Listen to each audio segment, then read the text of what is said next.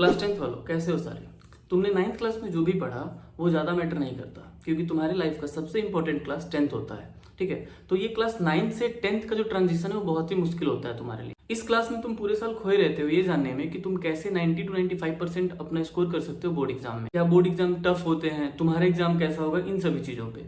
Right, तो चलो फटाफट से इन सभी चीज़ों पे बात करते हैं कि कैसे तुम एक प्रॉपर स्ट्रेटजी के साथ एक 90 और 95% जो भी तुम्हारा गोल है उसको अचीव कर सकते हो थ्रू आउट द ईयर पढ़ने के बाद। सोचो कि टॉपर्स का इन बड़े बड़े बोर्ड्स पे कैसे फोटो लग जाता है, तुम्हारा भी लग सकता है अगर तुम प्रॉपर स्ट्रेटजी के साथ अपनी पढ़ाई आगे बढ़ाते हो। तो टॉपर्स के पास कुछ सुपर पावर नहीं होता, बस उनका एक प्रॉपर स्ट्रेटजी होता है और उसी स्ट्रेटजी पे वो थ्रू आउट द ईयर काम करते हैं ताकि उनका बेटर रिजल्ट आ सके। और सेम चीज मैं तुम्हें कराने वाला हूं, तो वीडियो को लास्ट तक देखो और जो भी डाउट हो उसको कमेंट सेक्शन में बताओ। देखो, सबसे पहले target setting is equals to success plan.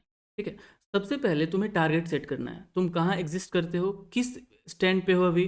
जैसे कि तुम्हारा फिजिक्स, केमिस्ट्री,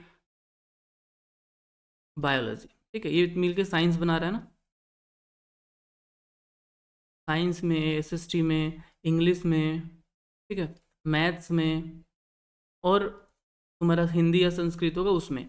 तो इन पांचों सब्जेक्ट्स में तुम कहाँ स्टैंड करते हो उसके अकॉर्डिंग एक प्रॉपर शेड्यूल बनाओ और तुम ये देखो कि तुम इन सब्जेक्ट्स में कितने मार्क्स स्कोर कर सकते हो। ठीक है, उसके अकॉर्डिंग जैसे कि मान लो तुम्हारा 98% का टारगेट है। ठीक है, तो ये टारगेट तुम्हारा हमेशा याद रखना रियलिस्टिक होना चाहिए। कैसा होना चाहिए?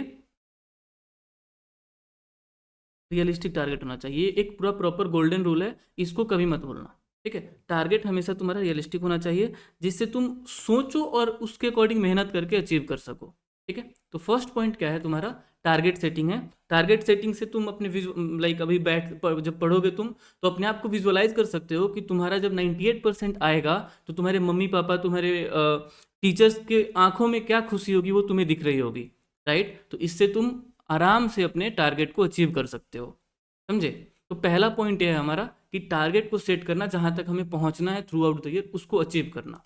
ठीक है, उसके बाद देखो, वन ऑफ द नाइटमेयर होता है बच्चों के लिए मैथ्स का एग्जाम। राइट, कि मैथ्स का पेपर जो है बच्चों के लिए नाइटमेयर जैसा रहता है कि मैथ्स में हम क्या ऐसा करें जिससे हमें अच्छा से अच्छा स्कोर आ सके। ठीक है, हर किसी को उतना दिक्कत नहीं होता मैथ में, बट मैक्सिमम बच्चों को मैथ में प्रॉब्लम होता है।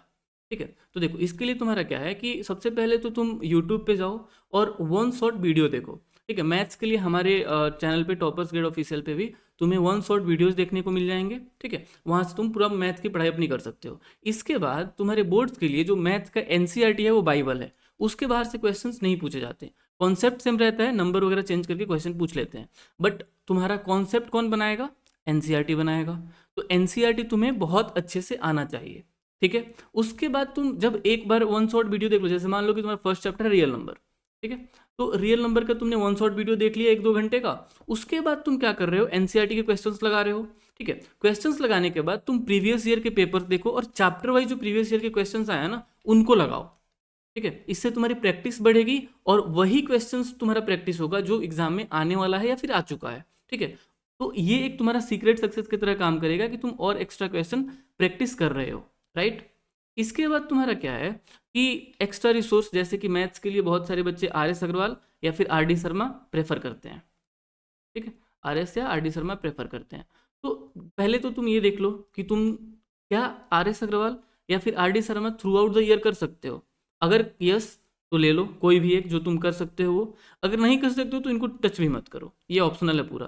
तुम एनसीईआरटी पे फोकस करो, एनसीईआरटी के साथ एग्जाम्पलर ले सकते हो और उसके साथ साथ तुम प्रीवियस ईयर क्वेश्चन और प्रीवियस ईयर पेपर पे फोकस कर सकते हो। इससे तुम्हारा क्या होगा कि एक वही चीज तुम्हें मिलेगा जिससे एग्जाम में तुम्हारे क्वेश्चन आने वाले हैं। ठीक है, और उसी पे तुम्हारा बेसिकली ज़्यादा से ज़्यादा तुम बिल्डअप कर पाओगे, अपने आप को क्लैरिटी दे पाओगे। ठीक है, अगर तुम्हें लगता है कि तुम्हारा मैथ्स बहुत अच्छा है, ठीक है, और तुम्हें 11-12 में भी मैथ ही लेना है, तो फिर तुम आर एस अग्रवाल या फिर आर डी शर्मा की तरफ जा सकते हो।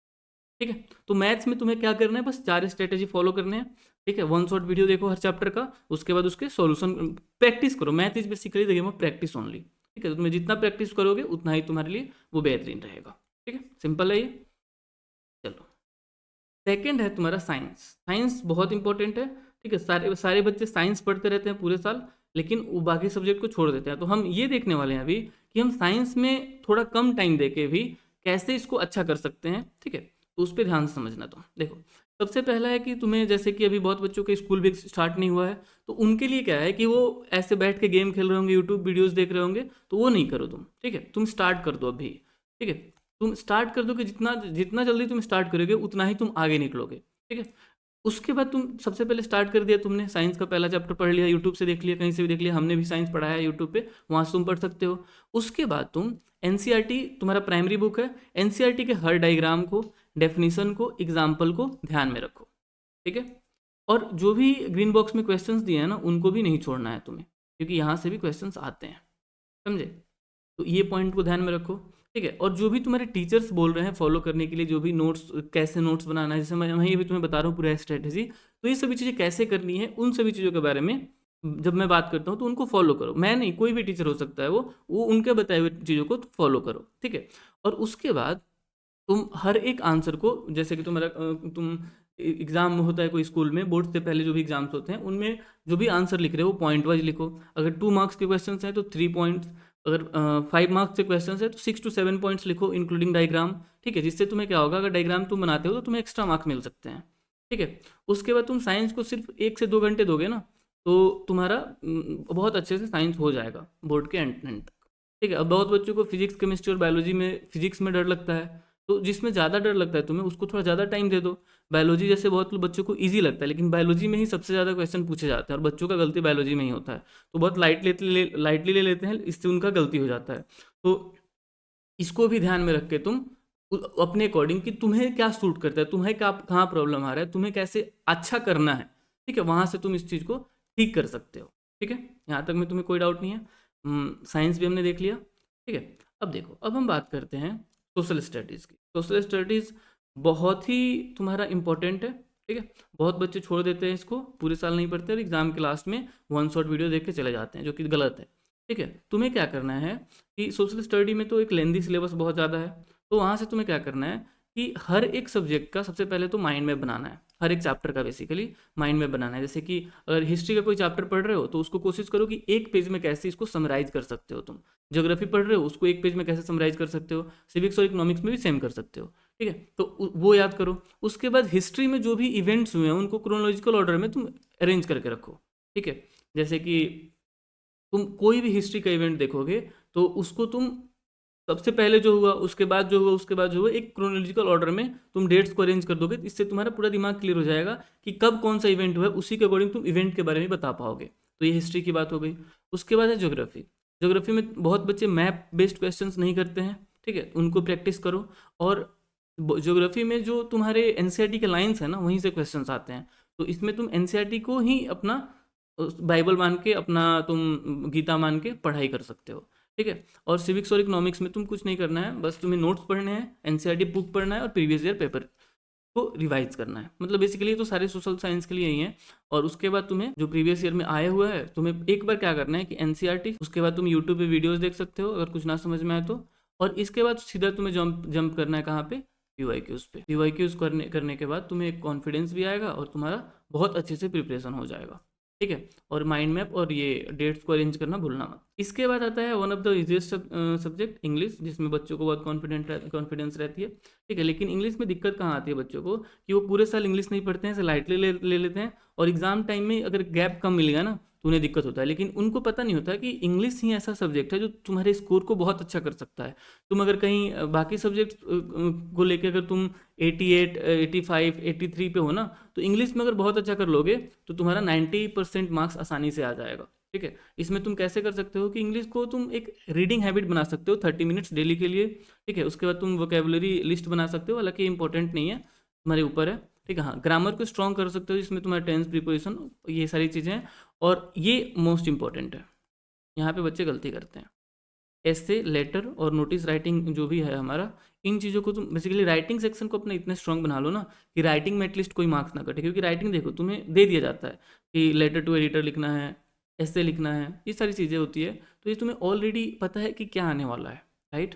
तो इसके लिए तुम इतना प्रैक्टिस कर लो पहले ही, जिससे तुम्हें कोई दिक्कत ना हो, ठीक है। तो वहाँ पे तुम्हारे मार्क्स ना कटें। तो अब बेसिकली क्या है कि सबसे पहले इन चारों सब्जेक्ट्स को प्रॉपर टाइम देने के लिए एक प्रॉपर टाइम मैनेजमेंट तुम्हारा होना चाहिए कि तुम्हारा टाइम टेबल क्या है। एक प्रॉपर टाइम टेबल बनाओ, किस टाइम पे तुम उठते हो, किस टाइम पे तुम सोते हो, उसके अकॉर्डिंग तुम ऐसे मत लिखो कि हाँ 4 बज गया सुबह तो इस समय मुझे वॉशरूम जाना है, फिर 4:30 बजे मुझे फ्रेश होना है, नहाना है, फिर मुझे इतने ये मत करो, ठीक है।